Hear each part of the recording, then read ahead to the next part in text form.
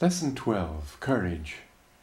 To develop magnetism as a leader, one of the most essential attitudes is courage. And yet, it's something that many people can't even imagine for themselves. They tend to be so full of fear. Fearfulness is one of the qualities that are among the greatest problems that people face.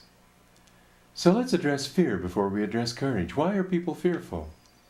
There's a lovely story in Alice Through the Looking Glass by Lewis Carroll, in which the people all live backwards in time.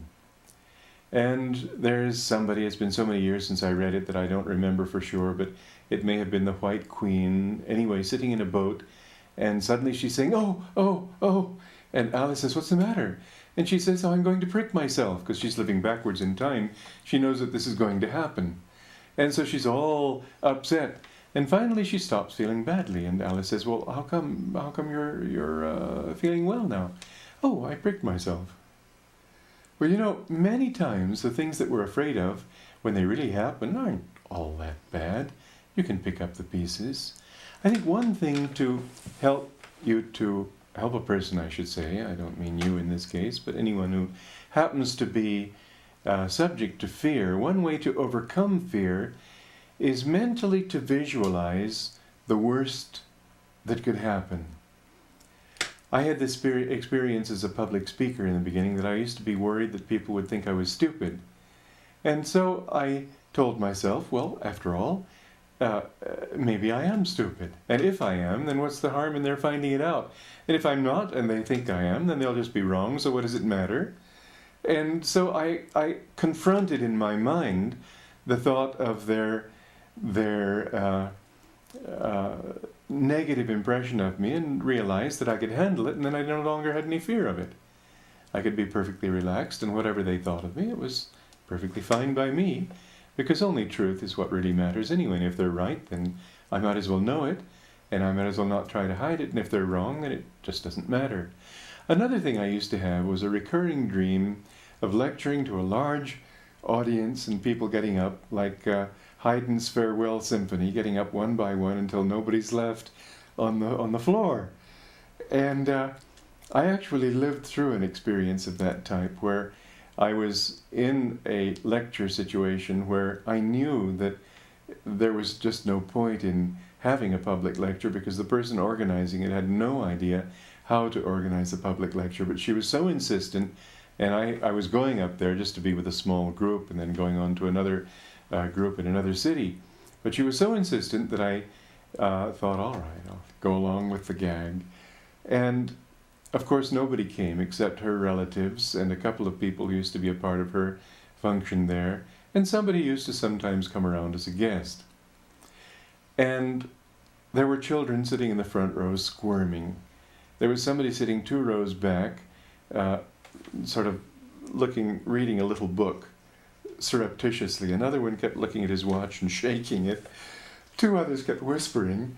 And most of these people were just relatives who had come out of a grim sense of loyalty to this organizer. And I don't think I've ever worked so hard to interest an audience as I did then. Not because I actually wanted to, but more because I took it as a challenge. And so I worked hard at it, but it didn't do any good at all. The thing was a complete disaster.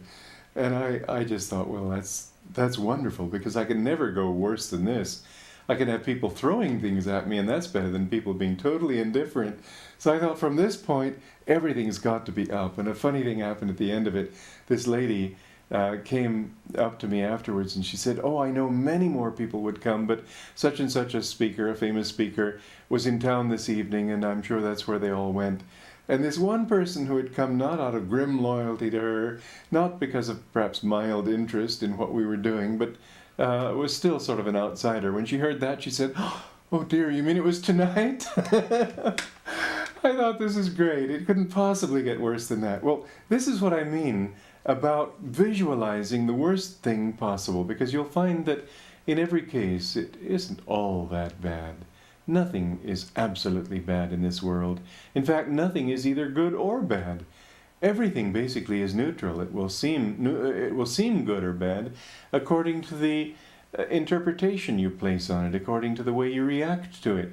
But even the life of people in concentration camps, which is about as negative an experience as we can imagine, and yet some of those people came out of that experience greatly improved by it. They became saintly, great, noble people, because they learned under those times of deep, deep trial to think of other people, not of themselves.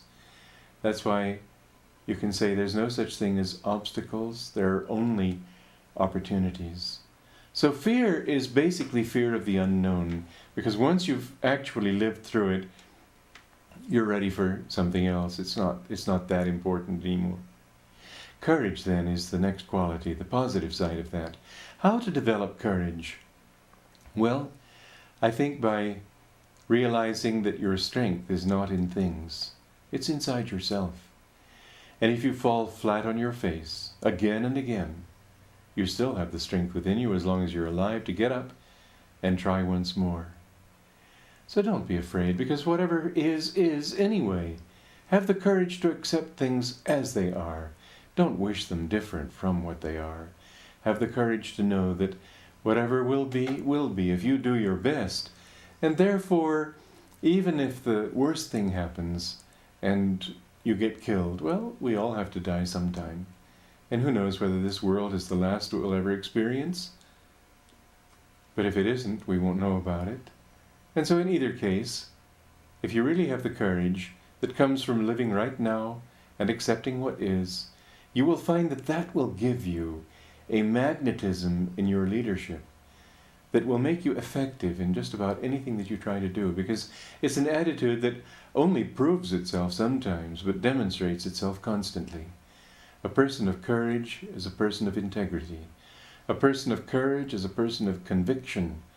A person of courage is a person of strength of will, of concentration, and, to bring it back to what we've been talking about, a person of very strong magnetism.